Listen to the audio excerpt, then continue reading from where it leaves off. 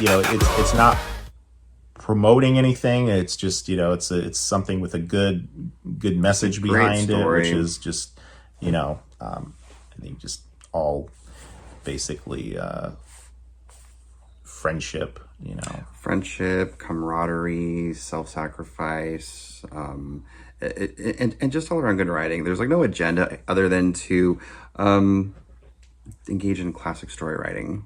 You know what I mean? Exactly. Save the world. And if a high school teacher can do it, anyone can. Exactly.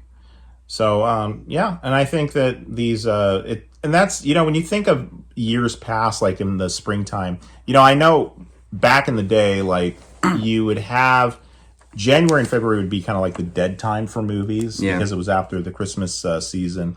And then, I remember January, February would be, unfortunately, it's like my birthday's around the February period, and I can have like memories of like, I was very grateful to go to movies when I was a kid, but it's like, I want to see something like Ghostbusters and ended up seeing something like Loose Cannons with Dan Aykroyd. Or about that. Yeah. but it was like not great movies when I was a kid at the birthday time. But at the same time, I think like, to me, as a movie watch, somebody who likes to go to the movie theater, you like to go to the movie theater, it kind of like, it gets it's the momentum. It starts building the momentum when you have springtime, Yes. you get something like 300. I remember when 300 came out. Yeah. That was, I think it was around March or April that it came out. So weather's getting a little bit better. Then you go full on into May. You've got your, Star Wars that comes out. You've got like your big, slap in the face, like this is your first big summer blockbuster. Then you got June, then you got July, and then things kind of lull out in August. Maybe you get like a sleeper hit like Sixth Sense.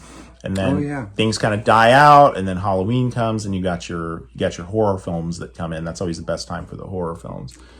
But I'm really glad, and also like the theater that we went to go see Hail Mary in, it was like it was pretty. I mean, it was a pretty good size for a Sunday. Yeah, I was really excited. Like there was a lot of reasons why I was like today just gave me like this sudden burst of energy. It was so nice to see our local theater like loaded with activity. There was kids, lots and lots of kids and their parents and their big brothers and sisters taking them to and from the Mario movie.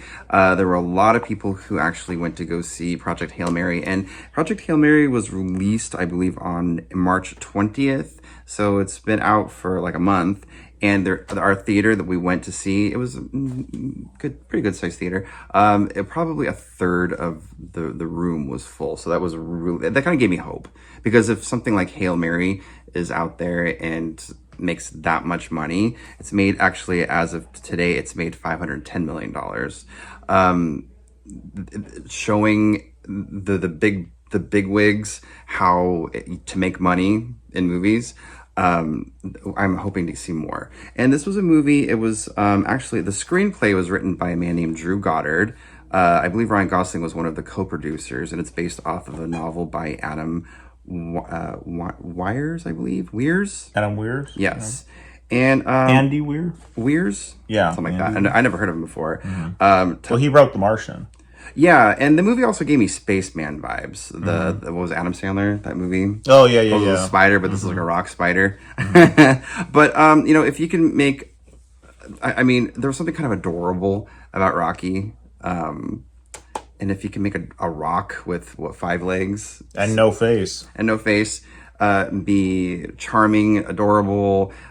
You can do anything if you just engage in classic story writing, no agenda. It brought, and God, it actually, I couldn't believe it. It actually brought some tears to my eyes. It did. Holy crap. Towards the end of the film. And it's like, to elicit that, for me, because it's like, I don't blubber for movies really, but I think it's like, it hits you, it hits you right in here with, the meaning of friendship, essentially, and camaraderie. That's what I really liked in that film. I think another thing too. I mean, you're not supposed to do this at movie theaters, but didn't see any cell phones out. Yeah, well, except for Jeff, but other than that, he dimmed his screen. Like the 5th text message you sent. I know. I'm looking in the theater and I'm like, man, look at all the. Everyone's paying attention. No one's looking at their phone. And Jeff's to my right. Well, he had to check his scores.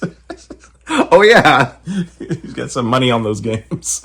No, but I mean, it was at least the kids, at least everybody under 30, like nobody had their phone flipped out to TikTok or Facebook or anything. There was a lot going on. I mean, I held my the timing, the pacing was great, and the comedic timing. It was subtle, but I was laughing throughout the entire movie. And Ryan Gosling, the likability of this guy. I mean, he's a very handsome guy. He's a very talented actor.